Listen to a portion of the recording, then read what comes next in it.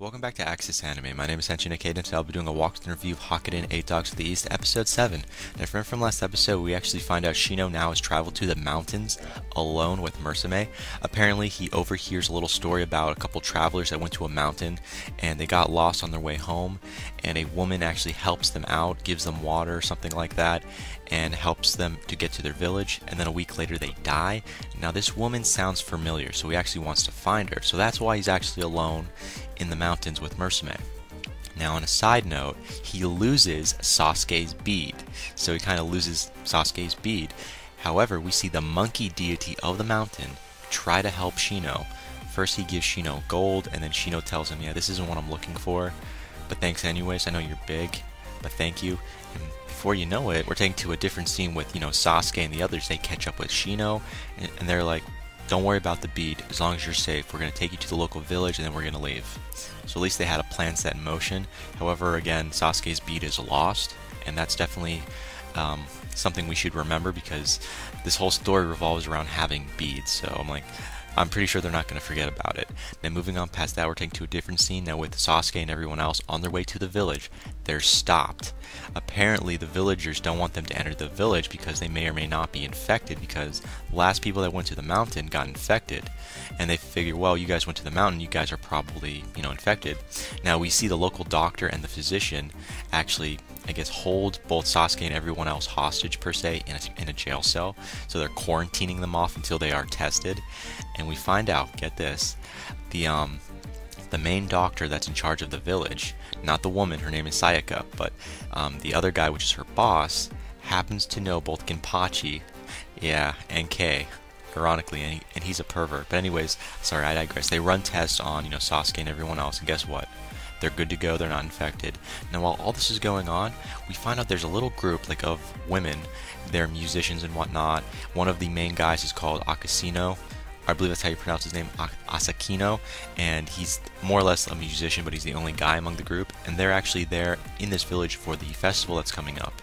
Now, he kind of walks away, this Asakino, and he checks out Sasuke and everyone else that's in their cell. He's like, I know you, Sasuke. Yeah, you're from my past, you're that one that killed my family. I was like, what? So apparently this guy wants to have revenge on Sasuke for something Sasuke doesn't even remember. So at the end of the episode, we see them both in a church alone. That cannot be good, but that's where the episode ends. And I'll have my final thought and rating at the end of the clip, so stay tuned. But let's dive right in. So we open up this episode with Shino. Yeah, Shino. And he sees Asakino stabbing Sasuke.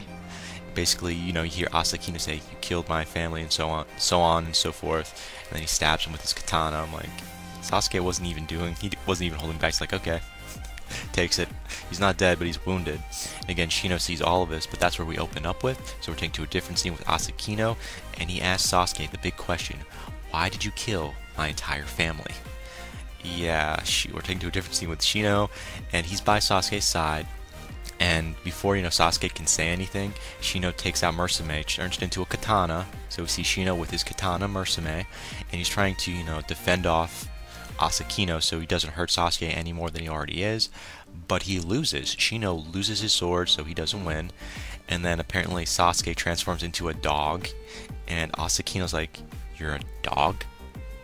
Huh? I'm like, well, you said this guy's your killer, so obviously he can if he could turn into a dog. And then out of nowhere, we get to see Kokono, which is, I guess, the lead musician or female owner or something of this little musical group. Apparently that's Asakino's boss, and Kokono appears out of nowhere and says, stop. She asked him to stop. Don't do it. Please do not do it. So we're taking two different scenes with, well, come on, Kokono, because she's there, she's in the middle of everything, and she basically tells everyone, I'm sorry. It's like, you guys have come up with the wrong conclusion. Asakino, this isn't the guy you're looking for. He can't be. I'm sorry, you jumped to the wrong conclusion. So then she turns around and she notices Musume. It's like, wait a minute, she knows what Musume is? Is she a human being? We don't really know, but she knows what Musume is. That, it's one of these rare, strong demons, I think. Something along those lines. So she knows what Musume is, but she doesn't say anything, of course. But again, she apologizes to, Sasuke, as well as Shino's like, I'm sorry. And then she says she will do anything, to apologize to make this right. I'll do anything. I'm like, those are words you never say to someone. So then we're taken to a different scene with Shino, and he's looking around. He's like, well, I've got something you can actually do. And he's like, what? Yeah. I'm like, whoa, come on. Well, apparently she wants, her help to find the bead that belonged to Sasuke that's up in the mountain. I'm like, okay, so he basically wants, Kokono to help him find, the beads in general. I'm like, oh, okay, that kind of makes sense. I mean, in my opinion, it does make sense. And she agrees to it. I mean, after all those stories about, hearing about people coming back sick, she just says, okay, I'll help you find the beads. So we're taken to a different scene with Kei. Now, he's patching up Sasuke because, Sasuke was wounded by Asakino. And he's noticing, the tattoo or the birthmark that's on, Sasuke. And he starts talking about the other ones that everyone else has. And then he turns around, takes off his pants, and shows Sasuke, yeah, this is mine. He's like, dude, don't want to see that, please. Pull them up, buddy, pull them up.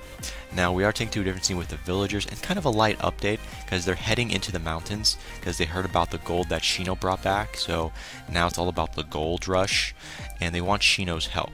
They literally want Shino's help. At least that's the update of what we know so far. Now, we're taking to a little flashback with Sayaka. Now, she knew in general, the monkey deity, so we're doing a little flashback with, Sayaka.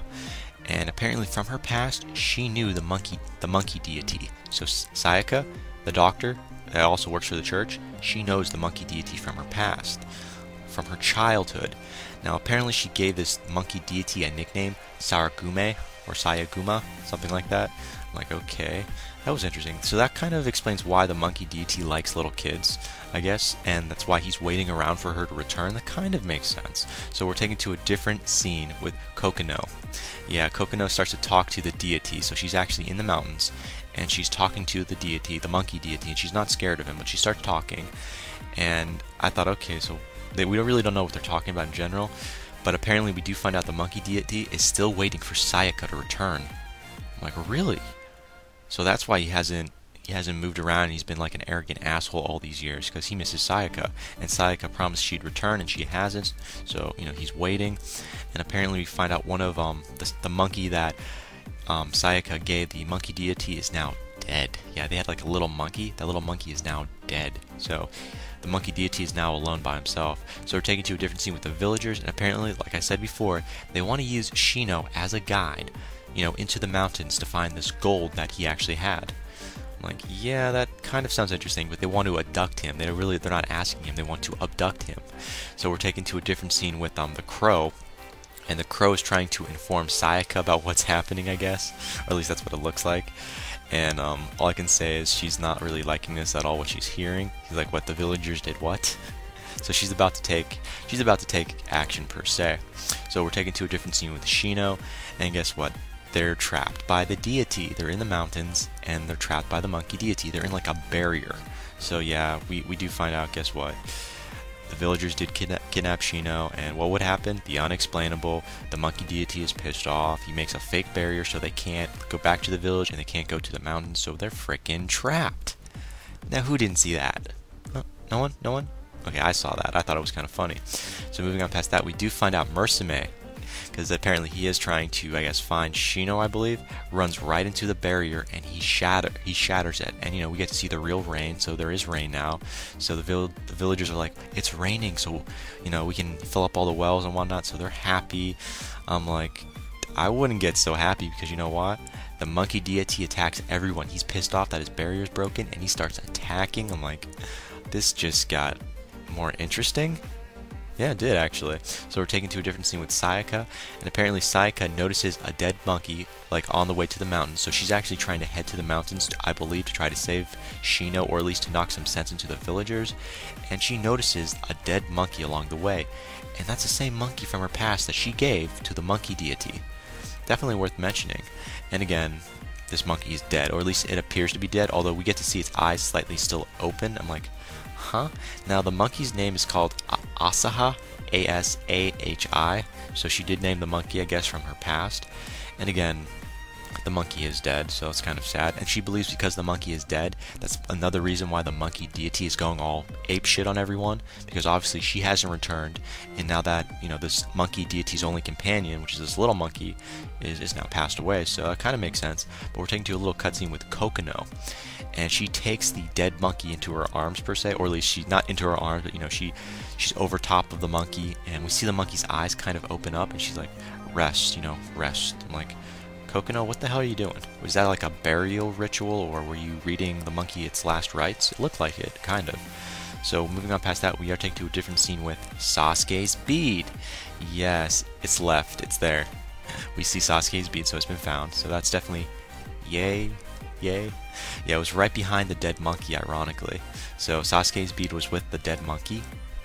That's coincidental, right? So I believe Kokono now has Sasuke's bead. At least that's what it looks like. So we're taken to a different scene with the monkey deity yet again.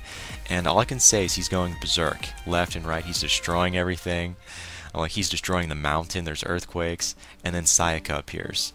Yeah, Sayaka appears, and she gets to see him one-on-one, and she's like, calm down, Shinami. I'm like, who the hell is Shinami? Shinanomi. So this monkey deity has two different names, Shinanami and Saragume. Definitely worth mentioning. I'm like, this is confusing. So the monkey deity has two different names.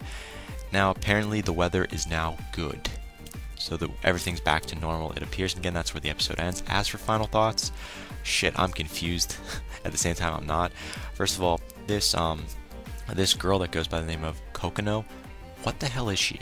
Is she a spirit, a demon, maybe a deity herself? How is she able to be calm around these demons or deities, and how can she talk to them? And what kind of powers does she have? Like, what is she? Moving on past that, Sayaka, what are you going to do now that you're face to face with the monkey deity?